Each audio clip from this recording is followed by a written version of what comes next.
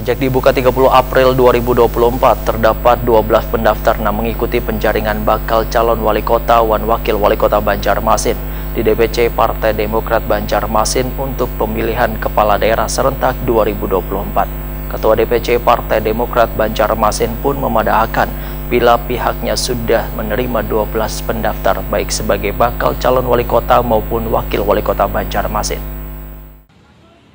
Sejak dibuka 30 April 2024, terdapat 12 pendaftar yang mengikuti penjaringan bakal calon wali kota dan wakil wali kota Banjarmasin di DPC Partai Demokrat Banjarmasin untuk pemilihan kepala daerah serentak 2024.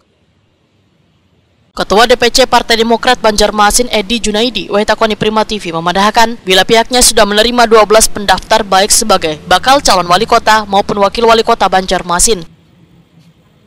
Mekanisme yang dilakukan untuk menentukan bakal calon adalah mereka yang terdaftar dalam penjaringan berkasnya yang akan diteruskan kepada Dewan Pimpinan Daerah untuk dilakukan penyaringan. Setelah itu dilanjutkan ke Dewan Pimpinan Pusat Partai Demokrat. Sedangkan 12 pendaftar tersebut, ujar Edi Junaidi, ada yang berasal dari birokrat, ada pula pimpinan partai politik.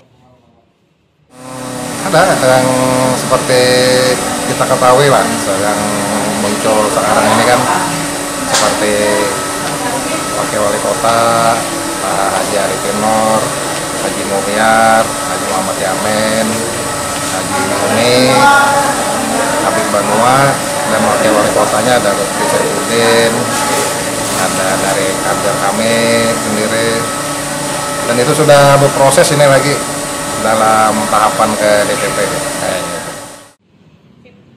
Terkait dengan partai koalisi, menurut anggota Komisi 1 DPRD Banjarmasin ini masih dinamis.